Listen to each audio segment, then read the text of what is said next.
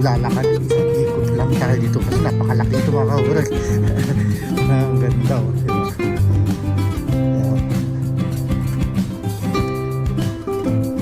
Malapit to sa amin sa may lalat mga kaurag, malapit lang. Na-develop talaga to, ang ganda nito.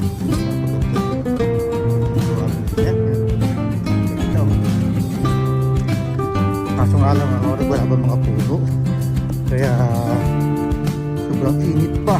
Pero maganda mag-exercise dito at magtakbo-takbo yan. Kung meron siyang basura na rin, meron siyang upuan, diba? Tayo maglalakad-lakad at takbo-takbo mga kaurag para bukasan ating alam mo na, madami tayong pat, ang laki ng ating pilpil para tayo may salbabida sa katawan at dito alis natin at makasabay tayo sa darating na Riga.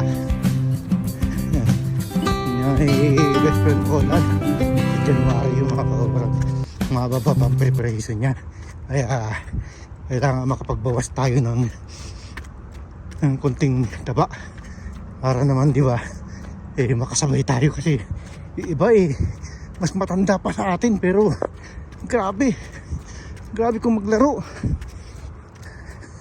Yeah.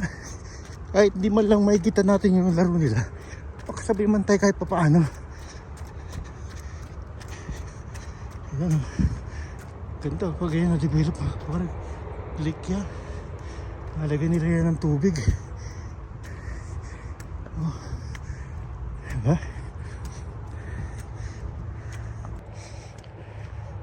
Grabe mga kaurag, ang sarap kumain. Grabe, kain ka lang ng kain, pero pag gusto mo magpapayat, ang hirap. Ang ating mukha lobo-lobo na.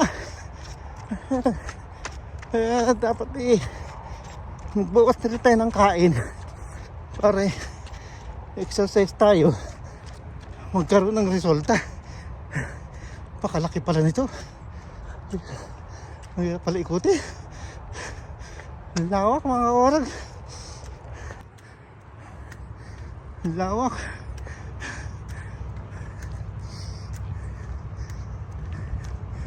Tapos may parking, kulang alam anong gagawin nila dito.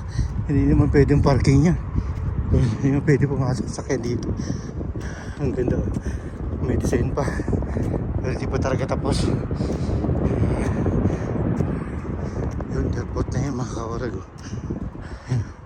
Nakikita nyo, at yan, man-made lake, hindi pa tapos, wala pang tubig.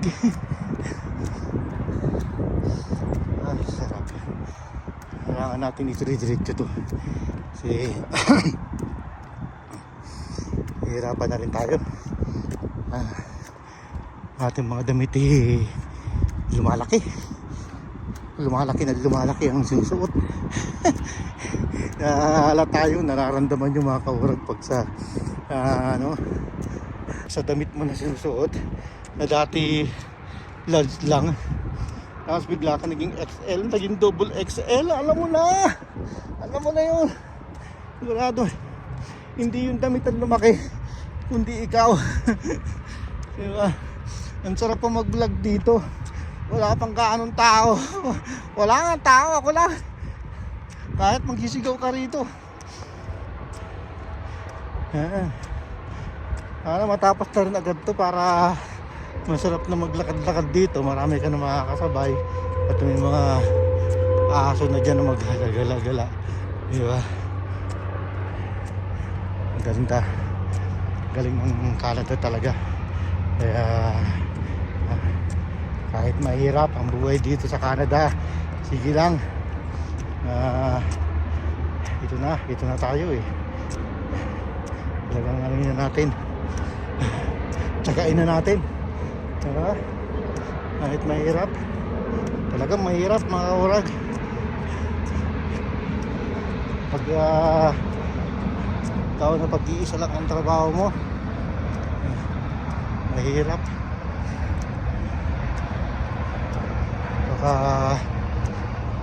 kailangan mag-double job ka rito. Or pag marami kang babayarin, kailangan dalawa ang trabaho mo. Kasi kung isa lang ang trabaho mo, kaurag, at marami kang bayarin, wala, hindi ka mabubuhay dito sa Canada. Kaya kailangan mong double job. Kaya maghahanap pa tayo ng isang trabaho, kundi extra income, yung extra kita, diba? Na kahit pa 20-20, pa 30-30, okay na yun. Kahit cleaning mga kaurag, pag may nakakita tayo sapatin natin, gagrab natin. Pero ngayon habang wala, enjoy muna natin itong buhay natin ganito. Pero kailangan natin talaga maghanap pa ng extra income. Yan, mga kaurag, maraming salamat. At ikaw muna mga kaurag, may nakita ako. Yan kayo, yung mga pato o ang dami nila, grupo sila, mga maliliit lang yung mga kaurag. Yan, balik tayo sa ating pag-walk at tayo uwi na. Tama lang yun at masakit pa ang ating paa sa laki nito. Nako, ayaw ko lang, diba? Nakapagbenta na tayo ng bote at nakakaroon tayo ng $30. Tapos ito nag-walk tayo mga kaurag para sulit ang ating labas. Yan mga kaurag, maraming salamat. Ito yung ililingkod kaurag. Salamat po at Diyos mabalos sa Indugabos.